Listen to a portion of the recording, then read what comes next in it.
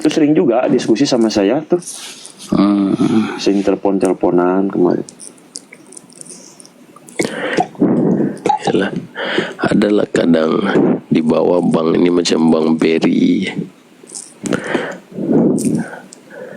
dia di bawah ya, tapi kita nggak tahu ya, dia dapat ikuti atau enggak ya. Depok ini ada Bunda Wia juga. Sering Kalau dilihat sih dari pernah yang diskusi sama saya, alhamdulillah sih Ustadz agak dia kenal lah gitu, serius. Walaupun nggak pernah naik katanya kan. Iya. Kadang banyaklah di bawah yang menyimak, tapi kita kurang pasti ya, dia terima atau dia dapat mengikuti atau enggak. Kalau dia naik kita bisa discuss, yang enggak terima pun enggak apa-apa, kita bisa terangkan yang mana yang enggak diterima ya, mana tahu dapat dijawab. Apa nih? Sering bersama Pak Yusdeka.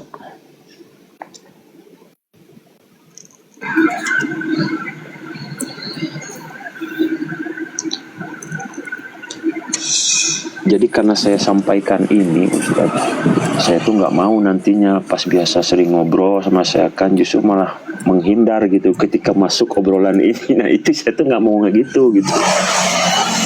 Nah kok jadi gini saya bilang.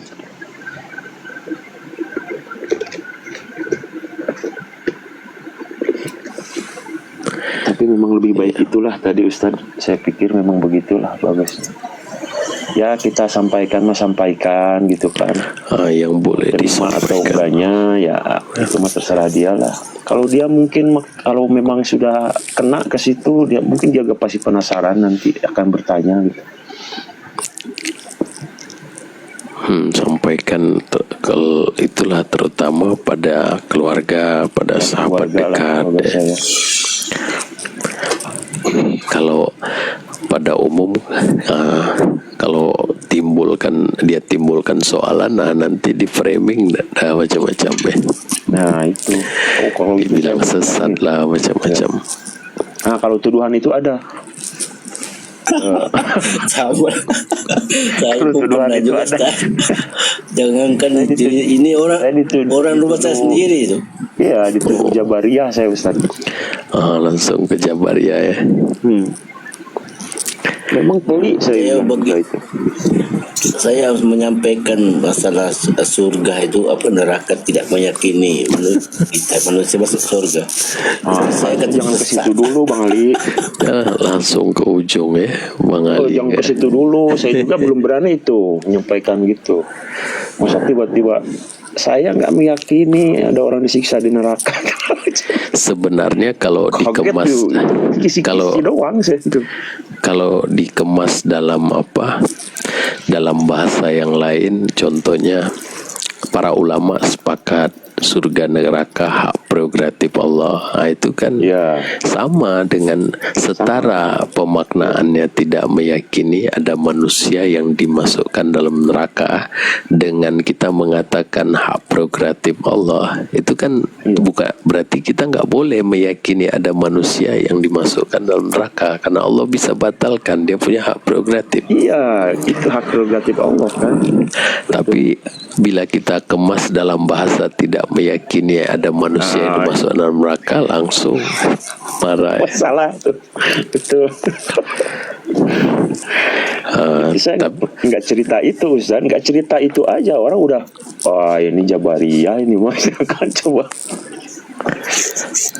Aduh ya Allah.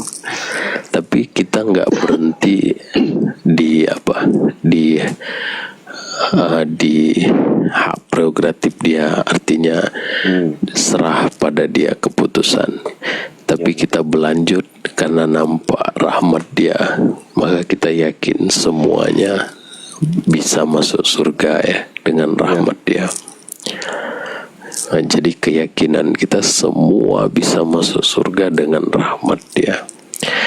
kalau kita setuju dari awal ya, semua udah ditetapkan satu drama lakonan ya. Tapi kalau dia nggak sampai ke sana melihatnya tentang rahmat dia, berhenti di hak prerogatif Allah, itu udah bagus. Udahlah serah pada Allah, jangan buat keputusan, kan semuanya udah ditetapkan. Itu sampai situ, itu sudah bagus. Seperti para umumnya orang ya, umumnya ulama yang kita baca begitu. Tapi kalau dia nampak berkenaan rahmat Allah, dia punya janji 99 rahmat dan satu rahmat lakonan di dunia, sehingga dia yakin semua bisa masuk surga karena rahmat janji Allah tadi. Itu lagi bagus. Tapi kalau dia nggak sampai ke sana, janganlah meyakini ada masuk orang dalam neraka ya. Itu udah jadi Mu'tazilah. Mu'tazilah meyakini begitu. Dia meyakini manusia wajib masuk neraka. Wajib, dia bilang. Manusia yang jahat wajib masuk neraka. Dia wajibkan Allah memasukkan orang dalam neraka. Allah nggak boleh batalkan. Itu Mu'tazilah. Ya? Iya. Itu Mu'tazilah mengikut Dr. Hasan Safar, ada di VT saya itu. Karena hidup adalah pilihan, maka konsekuensi logisnya bagi mereka harus wajib disiksa. Makanya Mu'tazilah kan agak ekstrim dari sisi ini, dari sisi akidah tentang kehendak Allah. Ya, menetapkan. Iya, jadi wajib bukan harus, wajib Allah menyiksa, wajib menyiksa orang jahat karena hidup adalah pilihan. Tidak boleh tidak. Ya, kadang-kadang kan di kita juga yang Asy'ari misalkan, Abu Hasan Asy'ari, seolah-olah itu mereka senang kalau ada yang disiksa, itu kan begitu rata-rata narasinya itu. Jadi nggak terima gitu kalau nanti nggak ada yang disiksa itu di neraka karena hukumannya begini, perbuatannya begini, masa sih nggak disiksa katanya. Ya sama lah kayak kebalikannya gitu. Padahal memang jawaban paling aman memang begitu, Ustaz, tadi lah yang umum. Udah yakin semua tuh kalau surga dan neraka itu hak prerogatif Allah lah. Udah aman itu.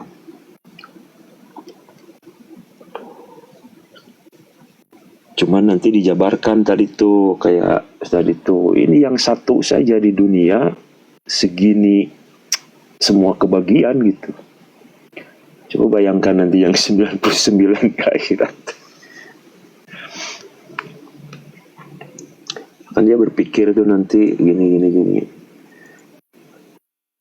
Tapi tetap aja saya tuh belum berani lah menyampaikan itu. Nggak meyakini itu ada yang disiksa di neraka, kecuali yang khusus deh di sini keluarga gitu, Ustaz.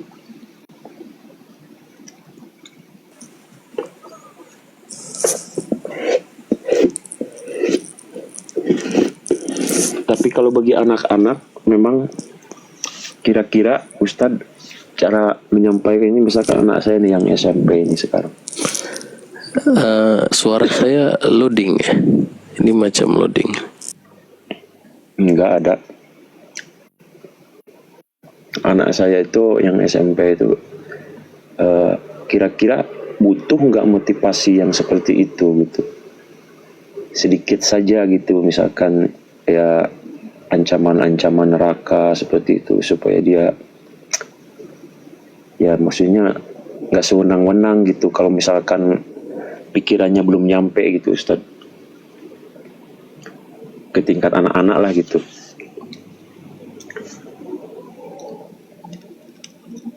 Perlu nggak kira-kira, Ustaz?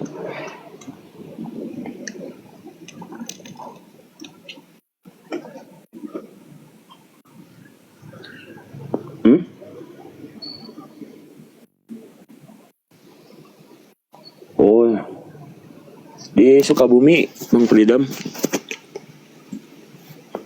Sukabumi, Jawa Barat. Iyalah, Jawa Barat.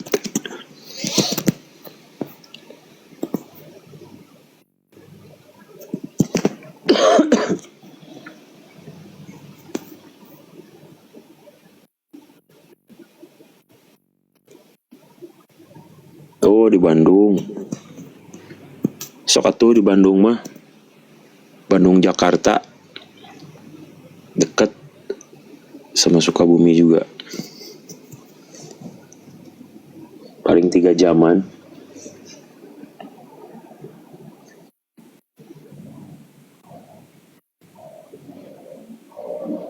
Oh gitu. Kenapa ya?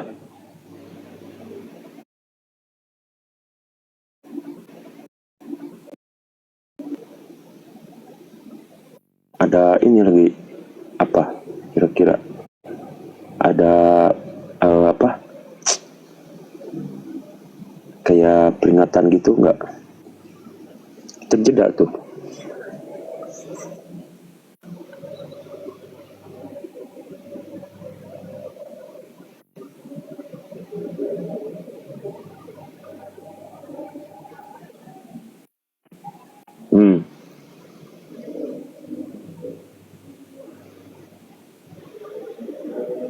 Ain.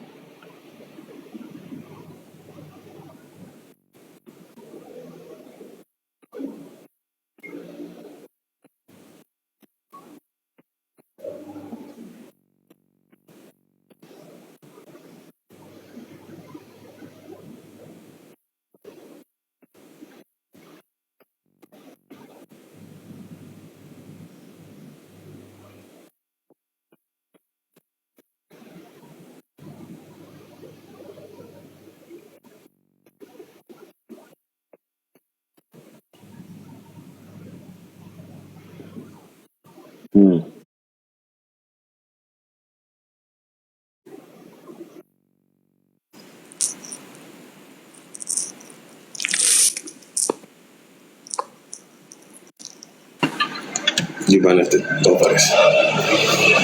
Takdir Allah adalah ain. Itu ada hadisnya. Makanya dampak daripada hadis itu ya, Menurut saya mah, gimana? jangan sebelum aja. Mendahului. Kok bisa begitu ya? Kayak paradoks. Iya, Yang mendahului takdir. Yes. Ini soal yang semua tadi- nih hadisnya. Iya, kalau yang tadi tapi bilangnya tadi setelah ain kan. Yang mana? Itu yang barusan. Sebab paling banyak yang menyebabkan kematian pada umatku setelah takdir Allah adalah ain, katanya. Kata Nabi itu. Setelah takdir Allah. Setelah adalah ain. takdir Allah adalah ain. Setelah Ya kan dampak daripada di sini bayi-bayi, anak-anak kecil yang masih pada kecil, terkadang kan ibu-ibu zaman sekarang tidak pasang foto di media sosial, khawatir terkena ain gitu. Seperti itu. Dan ada juga riwayat kisahnya tuh sahabat-sahabat Nabi yang terkena ain, wallahu a'lam ya. Karena selalu ditakdirkan dengan takdir itu. Dalil-dalilnya. Ain itu hubungannya sama takdir, mendahului semuanya. Mungkin Ustadz udah ada suaranya, Ustadz Azwar. Ya, tadi keluar. Ini baru buka lab lagi. Baru mulai lagi. Oh, tapi nggak mati ya? Enggak mati, tapi bisa dilanjut tadi. Lanjutkan, dia kasih tampilan gitu. Tapi udah sempat keluar ke beranda. Jaringan atau apa tadi? Gimana Bang Mas Beb? Ya, menurut biar ada bahan nih Ustadz. Pandangan Ustadz sama sahabat-sahabat seperti apa terkait tentang ain. Karena ada beberapa dalil yang sahih hadis riwayat Muslim bahwasanya ain tersebut bisa mendahului takdir, seperti itu Ustadz. Itu bertentangan dengan banyak hadis, dengan banyak ayat. Nah kan? Waqad Itu darahat seperti apa tuh, Ustaz? takdiron, mana boleh. Itu hadis sahih itu kan boleh dicurigai. Makanya lihat sahihnya sifatnya ahad atau sifatnya mutawatir. Yang kita nggak bisa curigai kan mutawatir, sahih mutawatir. Khawatir. Tapi kalau sahih ahad bisa dicurigai, bisa ditolak. Ini Hasan Ustadz. Hasan. Walaupun Bukhari Muslim Ya. bisa. Harus Dan- ini Mang Beb, walaupun soheh Mas Beb, memang harus ini dulu mustalahul hadis, ada kitab itu. Yes. Iya. Ya walaupun dia derajatnya hasan ataupun dia soheh dari Bukhari Muslim, tetap bisa ditolak. Hadis nggak boleh mengatasi Al-Quran. Kalau nggak hadisnya salah ataupun maknanya yang salah. Antara dua. Nah, itu dia. Redaksinya benar, maknanya salah, ataupun redaksinya salah, maknanya pun jadi salah. Karena dalam Al-Quran semua udah tetap ya, waqad darahat takdiron ya. Dia menetapkan takdir hal keadaan beres ya. Termasuk ain tadi pun adalah takdir. Macam mana ain mendahului takdir ya. Itu betul. Nggak masalah lah Ustaz ya, kalau masalah hadis ini kita kaji kembali, kaji ulang gitu. Kalau memang bertentangan dengan terutama kitabullah gitu kan. Macam orang terkelirukan dengan hadis doa dapat mengubah takdir. Nah, itu tadi betul. Kan Nah, itu sama dia. juga orang, sedangkan doa itu takdir, padahal pemaknaannya bukan begitu, ataupun hadisnya pun bisa salah ya, bukan hadis Rasulullah. Antara dua, kalau nggak maknanya salah, makna doa dapat mengubah takdir, memindahkan dari satu takdir ke takdir yang lain, nah itu masih bisa diterima. Jadi seseorang berdoa agar pergi umroh, dihilangkan wabah penyakit lalu berpindah takdirnya dari ada wabah ke nggak ada wabah lagi ya, karena doa tadi. Yaitu pindahnya satu takdir ke takdir yang lain, itu bukan mengubah takdir, memang begitu takdir ya. Jadi kalau maknanya begitu bisa diterima. Tapi kalau mengatakan doa bisa mengubah takdir Allah, Allah udah tuliskan dia ubah doa itu. Hebat kali doa orang itu dapat ubah ketetapan Allah.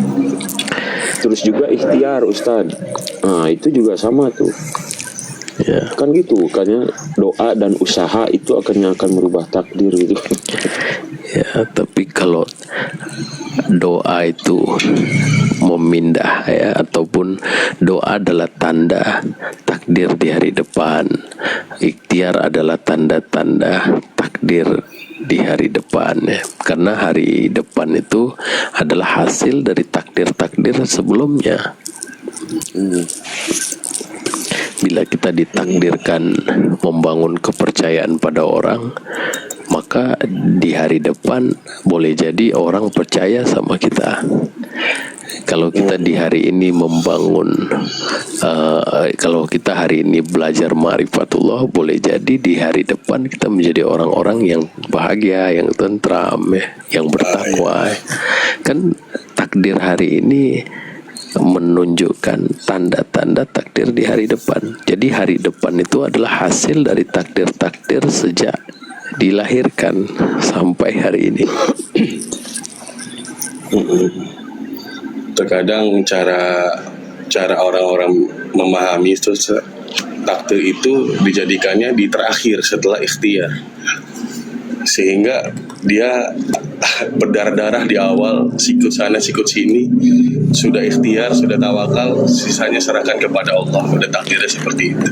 Dia lupa kalau dia Biasa ikhtiar seperti itu pun takdir.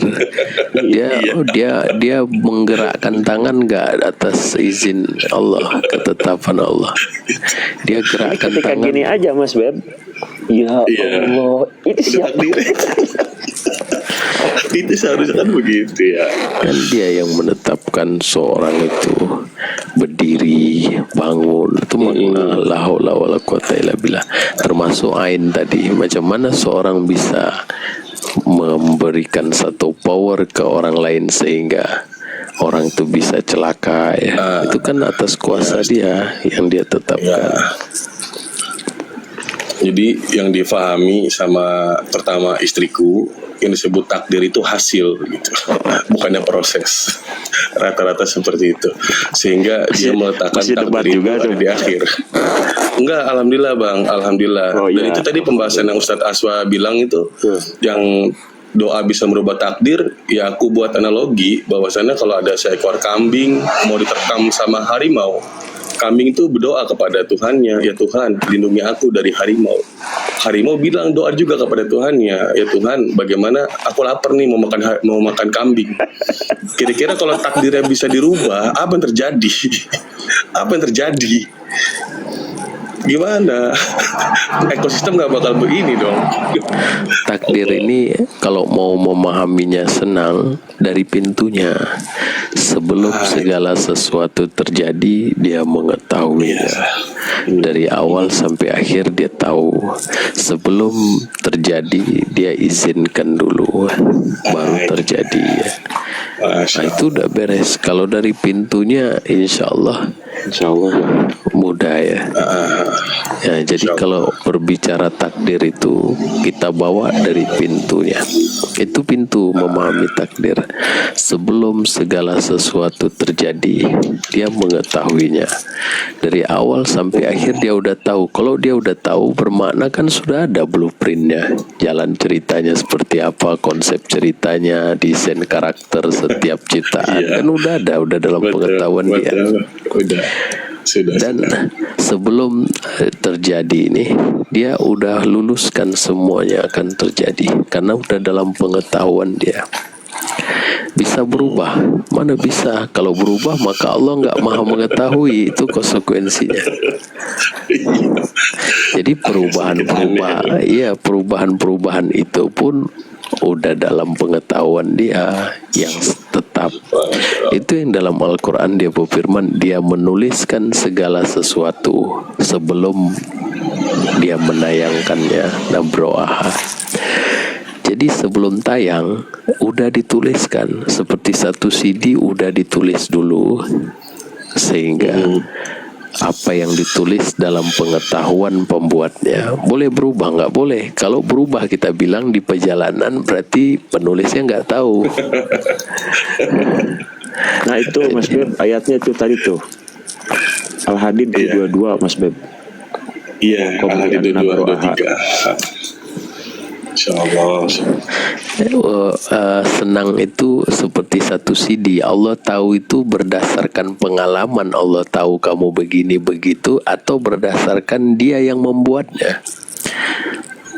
Nah itu mau paham. Kadang-kali orang ingat Allah tahu karena berdasarkan pengalaman. Tuhan kan maha tahu. Dia tahu kamu akan begini, Tuhan akan tahu.